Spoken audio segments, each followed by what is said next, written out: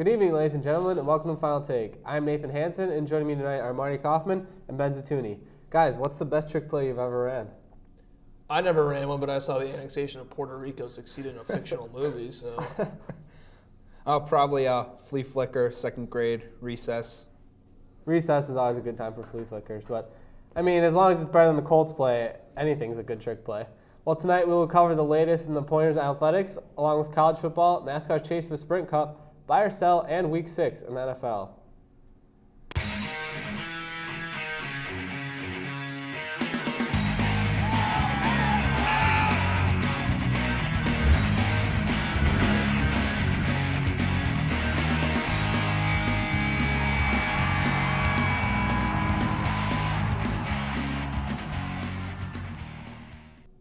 We begin tonight with Pointer football. For the second consecutive weekend, the Pointers were on the road against a top 15 opponent when they took on the Oshkosh Titans.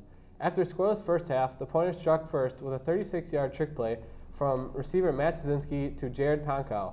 Oshkosh then took advantage of a muff punt to tie the game at 7. Later in the game, Oshkosh led 14-10 and sealed the game with a 74-yard touchdown pass to Sam Menkowski. DeJuan Wright led the rushing attack for the Pointers with 124 yards, and Jared Pankow had 90 yards receiving, with the only Pointers touchdown. The Pointers had missed opportunities in this one with a missed field goal and 2 turnovers deep in Oshkosh territory. How can the Pointers avoid these mistakes and finish off drives? Simple. Don't make the mistakes. I mean, you're in the red zone, I believe it was 4 times in this game, and you come away with 1 touchdown. You're not going to win games like that, which is why they've lost 2 weeks in a row to ranked opponents on the road, which really would have been huge. They could have actually potentially be a conference favorite, but they fall short in 2 consecutive weeks.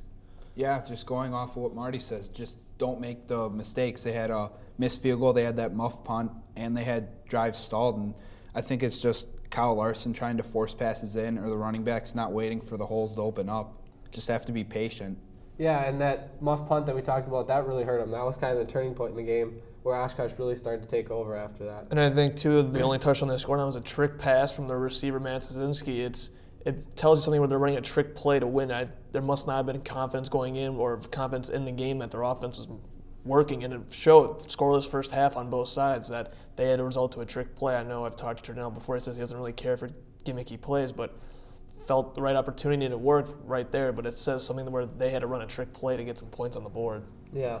The Pointers play another highly ranked team this weekend as they welcome Whitewater to Gerke Field for a 1 o'clock kickoff. How did the Pointers pull up the odds upset in this one? Well, first, defenses play like they have at least last week. They didn't give up 400 yards like they've had almost all year, so they have to keep doing that, get the turnovers. They did that in the first half with a couple of interceptions and a forced fumble later. But the offense has got to score. They got to convert on these opportunities. They haven't done that. They didn't do it last week. They came close in Platteville. They didn't finish it off. They got to finish plays and execute.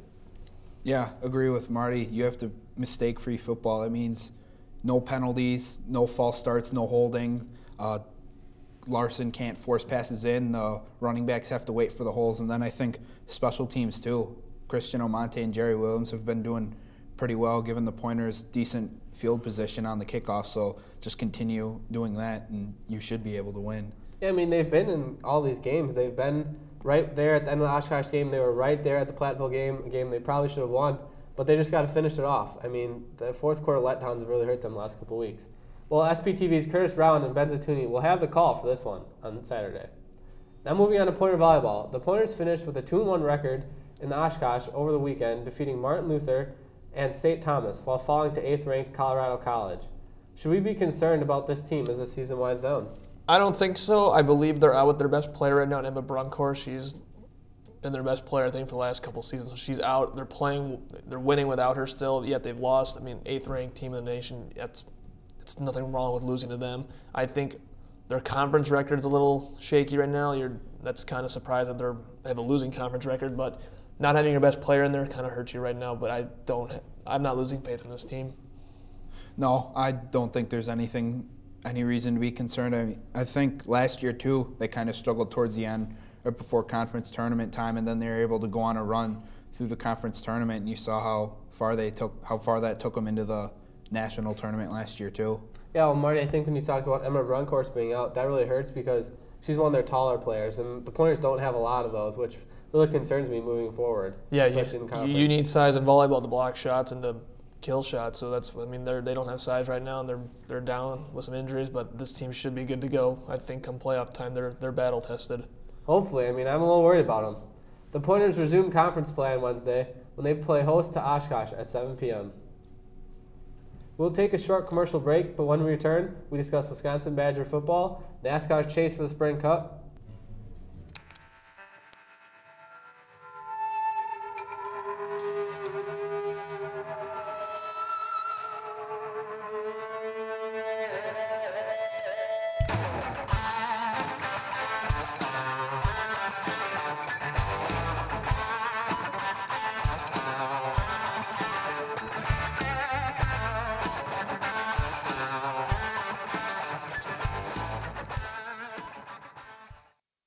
Be a part of something super Greek at UWSP. There are 9 chapters and colonies on campus: Phi Sigma Phi, Gamma Phi Delta, Theta Xi, Sigma Delta Rho, Sigma Tau Gamma, Delta Phi Epsilon, Tau Kappa Epsilon, Phi Mu Alpha Sinfonia, and Phi Omega. Greek life at UWSP is a great way to build your personal support system and resume.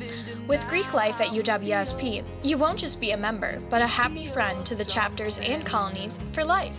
See what opportunities Greek life could offer you. Great opportunity to promote leadership, a great way to get connections, and also to build bonds between different groups. You get the opportunity to grow yourself as a leader and as a person, both through your organization and connections through Inter-Greek Council and other avenues like that. Greek life isn't what you see in the movies. I recommend checking out one of the recruitment events for the organizations and just seeing maybe you belong there.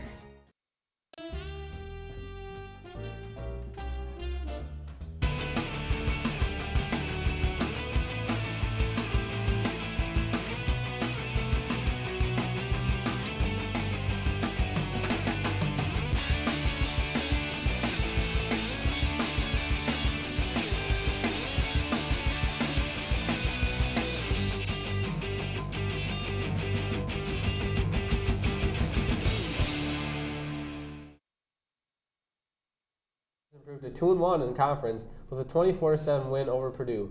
Joel Stave had his second straight 300-yard passing game, with Alex Erickson once again being his favorite target. Freshman running back Alec Ingold had 2 touchdowns to provide the scoring punch. The Badgers only ran for 96 yards against one of the worst run defenses in the country. Will they ever get back on track?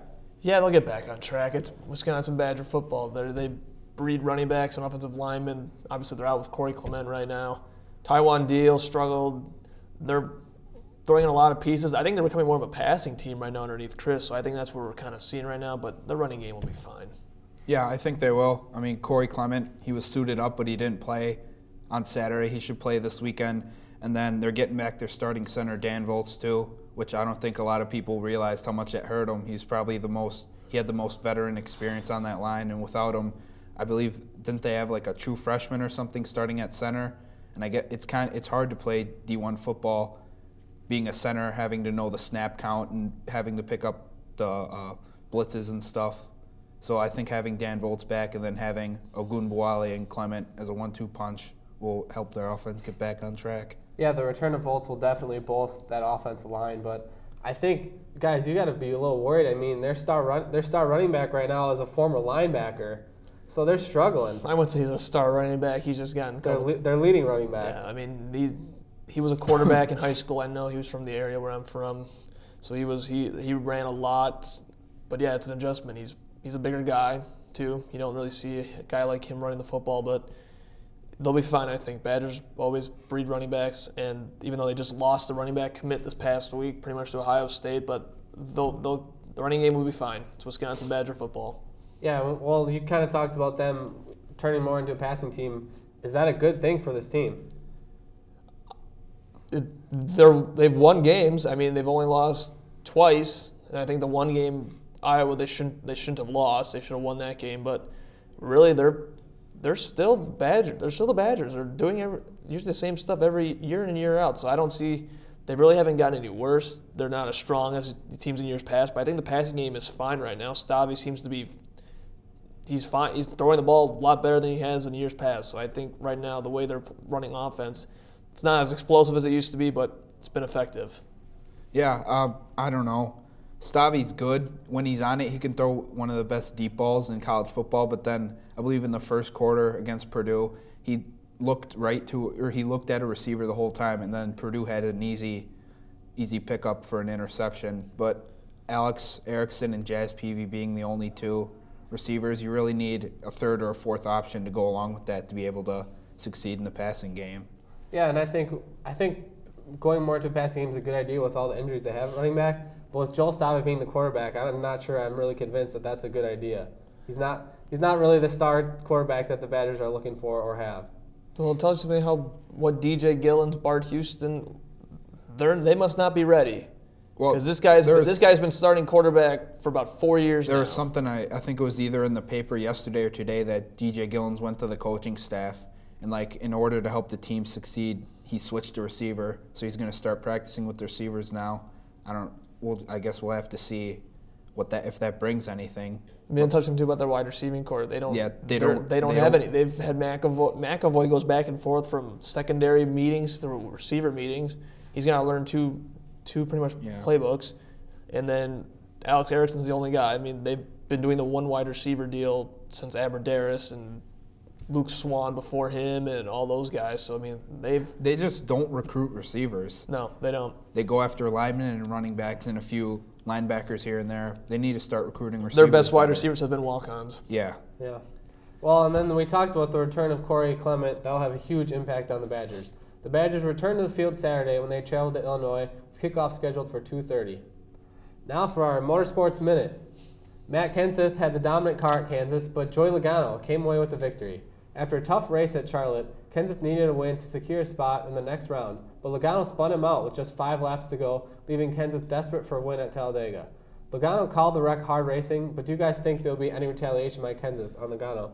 I really hope so, because left turns are really boring unless there's some fights going on after the race. So, yeah, I'm sure there'll be retaliation. I hope so. I mean, Kenseth is from Wisconsin, so I'm rooting for the Wisconsin boy. It'll be nice to see them bring a little fire to the race. Yeah, usually things like this don't go unnoticed by the drivers. I mean, they take it to heart. They kind of hold grudges against guys that spin them out.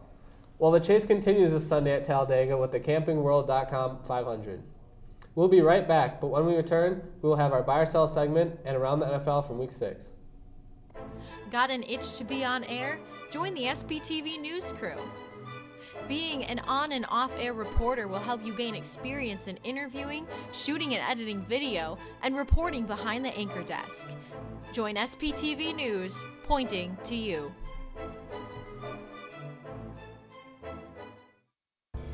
Hey you! Are you creative? Do you like television? Would you like to make a show that appears on air? Then SBTV is the place for you. At SBTV, you can appear on air, learn how to shoot and edit video, write and produce your own show, and most importantly, gain skills and experiences that will last a lifetime. Want to join us at SBTV? Come check us out in the Communication Arts Center, rooms 121 and 130. We'd love to meet you. SBTV. Let's make media together. Welcome back. For our buy or sell segment, we will ask our analysts to buy or sell 4 different topics. Well, the first topic, will a Smash football team be able to make a run in this year's playoffs?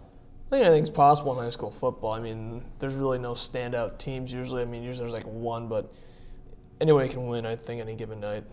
Yeah, I think so. I think their record right now stands at 7-2, and they've had a pretty good defense, and no matter what level of football, defense wins you championships. So if their defense can play up to the way they've been playing this season, I don't see why they can't make a run. Yeah, they've just completely dominated most of the teams they've played. So I think they'll continue moving on to the playoffs. Well, the next topic we have is the NBA season is starting next week. Will the Golden State Warriors be able to repeat as NBA champions? I would say if they were on the East Coast, they probably have a really good chance, but because they're in the Western Conference, you got 7 teams in there, I think, that can win it. I mean, they pretty much returned, I think, everybody, don't they? They didn't lose much. The Warriors lost David Lee. That was about it. They have Draymond Green and David Andrew Lee Bogut. was what, like their sixth guy. I don't Yeah. think. I think they can go on and have another season like they did last year, but you never know what the Spurs getting LaMarcus Aldridge. The Clippers were right there. You got OKC, Kevin Durant, Russell Westbrook will be healthy. I mean, they got a lot of people to go against, especially then you got Cleveland in the East too, which will probably be back there as well. So I don't think they're set for a run at a championship, but it's a long road to get there. I'm gonna sell this just for the fact that it's hard to repeat as champions in any professional league, but in the NBA, in the Western Conference particularly, you can never count out the Spurs. I mean, Tim Duncan, Greg Popovich, Tony Parker, and LaMarcus Aldridge. You have the Rockets with James Harden and Dwight Howard and Sam Decker. You have the Thunder with Kevin Durant. And then Phoenix Suns did pretty well. They were scraping at the end, so who knows what they can do with Brandon Knight. Yeah, well, I don't think they can do it, but I mean, they got Chef Curry, so I guess anything's possible. Yeah. Third topic, staying in the NBA. Will the Milwaukee Bucks reach 50 wins this season? If they stay healthy, I think they can. I mean, they didn't have Jabari Parker last year, and that's what they did. Or they had a really good year last year. I think New Jersey's new arena coming along. This team's on the rise. I mean, they got a lot of young talent. You're going to see the guys they acquired in Michael MCW. They got all these guys playing now right away. I think they have a good chance this year. I'm going to buy it. I'm going to kind of agree with what Marty said. They have Jabari Parker's hopefully going to have a full season. He was playing well until he blew out his knee last year. Giannis is becoming a star, and I just think that Jason Kidd's the right coach. He's young enough where he can still relate to the younger players, and they buy into what he's saying, and they don't really have any locker room problems like they did with previous coaches. And it's a weak Eastern Conference still. I mean, you have the Cavaliers and maybe the Nets. Chicago, or if D Rose is there, then you got Chicago only goes as far as Derrick Rose carries them. Yeah, I mean, it's the Bucks will be competing in the East this year. Yeah, I honestly think they might get 60 wins with that team. They're terrific, and that Eastern Conference is bad. We talked about Jabari Parker coming back, only playing 25 games last year. He still finished fourth in Rookie of the Year voting, even only playing in 25 games. So yeah. I think this team probably has one of the best benches also. They really rebuilt their bench this year for this upcoming year, and they're gonna be pretty good. Well, last topic here, should Cameron Hayward be getting fined for wearing his eye black, honoring his father and other cancer patients? No, this is just petty NFL fines, I think. I mean, they won't let D'Angelo Williams honor his mother with pink stuff after October or whatever. And last year, I think Devin Still had Leah Strong on his eye black, wasn't fined at all. It's ridiculous, I think. Who cares? I mean, it's eye black. You don't see it on TV unless they zoom in on the guy, so it's not that big of a deal, I think. I'm selling this. This is absolutely ridiculous. He was honoring his father who fought cancer and didn't beat it. His father died from cancer. How are you going to tell him that he can't honor his father? You're going to let players like Pac-Man Jones play after he slammed Amari Cooper's head into his helmet. You're going to let players like Greg Hardy play. You're going to let players like Adrian Peterson play.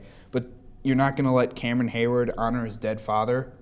It's ridiculous. Yeah, Goodell's a joke. It's a joke. NFL, you need to get your rules straightened out. There's a lot of unclear rules that they have even within the game, and now you're talking about equipment, stuff like this, where he's doing this for himself, and you're not going to allow it. It's just stupid. Well, now for around rapid fire for around the NFL, where we will briefly recap some of the top games from Week 6. On Thursday night, the Saints ended the Falcons' undefeated season 31-21. Saints might have some life left in them, it looks like. I mean, it was a big win at home. They're still in a wild card chase. I think that wild card in the NFC is going to be wide open now, especially with, I think Minnesota's only 3-2. Then you got a bunch of 2-4 teams, and New Orleans is one of them. Atlanta, it's a game they probably should have won, especially now with Carolina winning this past week. It's going to be a fight between those two, I think, in the South.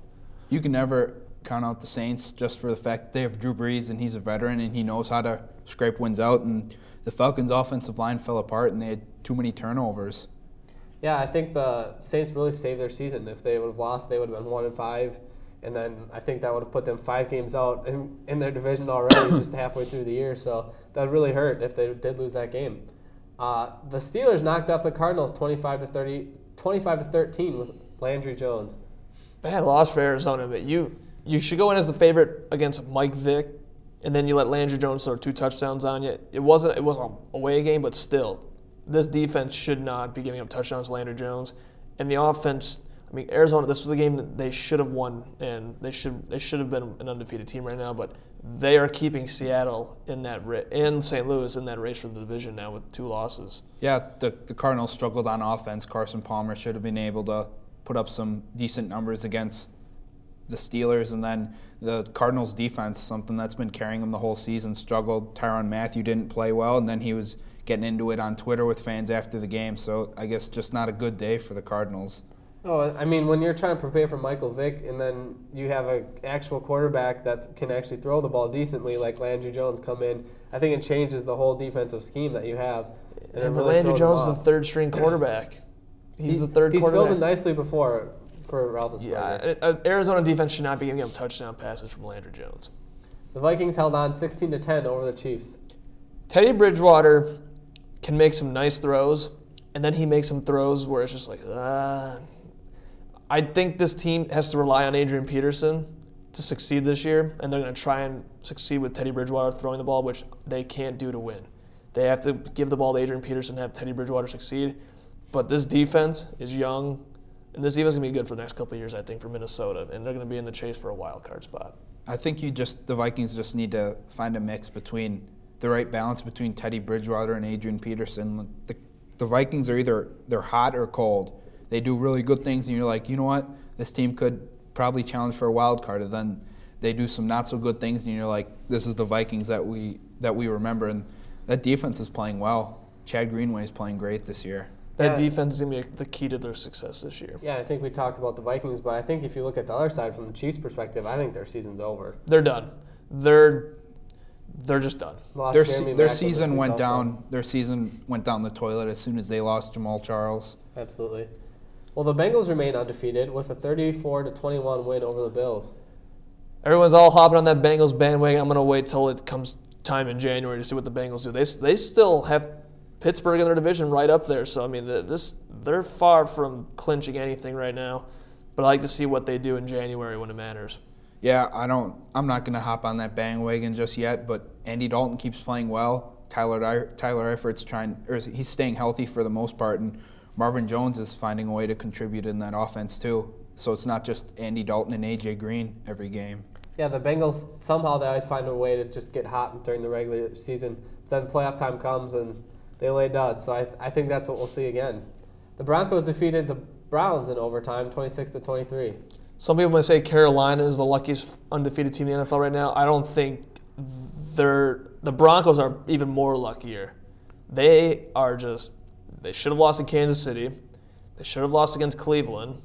They probably could have lost against Minnesota. And their defense is what's succeeding, or is what's keeping them alive right now. Peyton Manning is just not doing it. But you're not going to bench Peyton Manning. You just can't bench him unless he's hurt. So you're going to see Peyton Manning. What they need to do is they need to get that running game going, especially with C.J. Anderson and Ronnie Hillman. That's a 1-2 punch that can succeed, and they just got to find a way to get that offense going. But their defense is the reason why they're 6-0.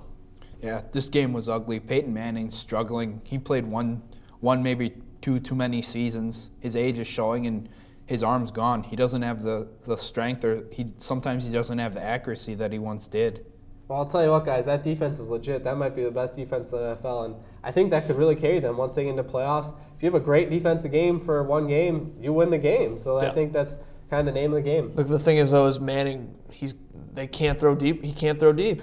He's got to throw underneath routes, and that's what Emmanuel Sanders has been there for. I mean, Demaryius Thomas is just getting catches, but he's not the weapon he was 2 years ago when Peyton could throw the ball. So this team right now, Peyton's mind is still sharp. His arm isn't. Right. And the Detroit Lions got their first win of the season with a 37-34 victory over Chicago in overtime. I don't care what anybody says. If he was in the end zone or not, that's an interception. That is not a catch that Golden Tate had for a touchdown. That is not a catch. I saw that play right away, and I'm just thinking, that's a pick. I mean, I didn't think he had full control of that ball. I don't care. Like, if you can call Golden Tate's catch in Seattle, like he's got 2 catches now where it's just, those aren't catches. I'm sorry. Yeah, little controversy following the Lions for, I believe, the second straight week, and just a game battle between last place and the NFC North between the 2 worst teams. Yeah, I mean, Jay Cutler got them back in field goal range with 20 seconds left in regulation to tie the game. And I really thought, too, the Bears were kind of trending upwards a little bit, like sneaking up on people, and they go and lose this game. Like, they this team shows no quit like they did like under Trestman with Fox. I think Fox it's a slow rebuild in Chicago, but we're seeing it right now. Yeah. Well, the Panthers won in Seattle 27-23. What do you guys think about that one? Well, I think it's the last touchdown. The Legion of Boom all pointing it. I thought you had him. No, I thought you did. Like, something's wrong in Seattle, and I think too, their offensive line. There's no offensive line there. Yeah, losing Max Unger hurt them a lot. This team was 3-3 at one time last year, and they went on a tear. I think if they lose one more game or two more games, they're done. They would have 6 losses with 2 more with 2 more losses, they're at 6. You have to. They're in a tough division. They still got to play Arizona twice and St. Louis twice. No, one more time. Seattle has to pick it up. They have to pretty much have to do what they did last year and go on a tear right now, and I don't think they will. Seahawks are struggling, and I love it. I think the loss of Dan Quinn is not. People don't take the loss of Dan Quinn with as much value as they should, and the Legion of Boom is struggling. I always thought they were overrated, and I think Sunday showed. I mean, if they're as good as they say, if they're as good as Richard Sherman says they are, and as good as Richard Sherman thinks they are, then he should have had Greg Olsen, or Cam Chancellor should have had Greg Olsen. If they're the best secondary, then they should have been able to defend that pass, and they didn't. The shocking thing is that all 4 losses have come when they have had fourth quarter leads. I mean, even in the Super Bowl, they had a lead. They had like a double-digit lead on New England. They blew it, so they've blown leads recently. And Carolina, they're 5-0. I think after that win, they've got the attention of people. But I don't know, that offense, there's just nothing there besides Newton. They can't rely on Cam Newton to Greg Olsen. I can see them going to the playoffs.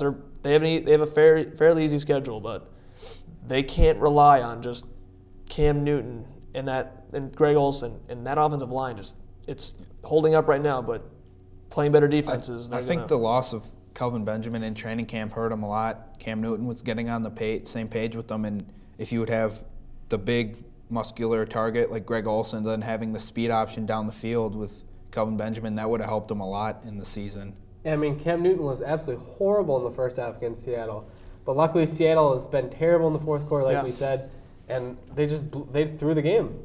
Carolina's been taking advantage of what the game against Seattle. They've taken advantage of their schedule. They got a stretch. Then we're going to play Philadelphia, Indianapolis, and Green Bay. But they might lose 1 or 2 in that span. Yeah, I'm not convinced that they'll even get into the playoffs. Well, the Packers beat the Chargers 27-20, even though Phillip Rivers threw for 500 yards against the Packers defense. The bend don't break defense was bending hard at the end there. I mean, that's a typical Packer defense. That's the performance we've seen from a defense from years past. But I think right now the bye week could not have come at a better time. This team has been. They started off really hot, and in the last couple of weeks, the offense is struggling a bit. They lose injuries. Eddie Lacy probably should not be playing right now with that ankle, which good thing they got a week off, but they're going to get a lot of guys back. And Demarius Randall makes the play of the game. But I think this guy is going to become one of the top corners in the league right now, the way he's been playing. It's only been 6 games, but this guy is – Tremont Williams and Devon House are not missed. This guy is taking over that outside secondary. Teams are struggling to catch pass on him. They're struggling to throw the ball on his side, but last weekend, 500 yards, you got to fix that, especially when you get a banged-up offensive line. They can get a pass rush going, and they had to move Clay outside late in the game. Yeah, it was a little bit concerning. I mean, Dom Capers is doing well, and everybody was like, yeah, Dom Capers, he's finally showing why the Packers brought him in as a defensive coordinator. And then you have games like this where Morgan Burnett's out, and I think he needs to use the bye week to become healthy. So Sam Shields was a veteran in the secondary on Sunday, and he played terrible. He couldn't cover Keenan Allen, and then That's also a big reason why they won. Is Keenan Allen went down. He was going to probably catch 20 balls. Well, and then another thing with the tackling too. The secondary, sometimes it looks like they don't want to tackle. They try to tackle Antonio Gates up around the shoulders, and you're not going to be able to take down a tight end like that. And then you try and take down somebody like Danny Woodhead with those shoelace tackles, and that's not going to stop them. Yeah, it's been a real hit tackle this like crap for the Packers defense and offense. Well, ladies and gentlemen, that's all we have time for today. We thank everyone for tuning in with us today. I'd like to thank Marty Kauffman and Ben Zitouni for joining me today with their insightful opinions on the debate desk, and a big thanks to our technical staff and all their hard work to make this possible. Be sure to check us out on Facebook at SBTV UWSP Television, or follow us on Twitter at SBTV_UWSP. Also visit the UWSP homepage to locate all your Pointer athletics information. And just remember, fellow Pointers, here at Final Take, anything Pointers, anything sports.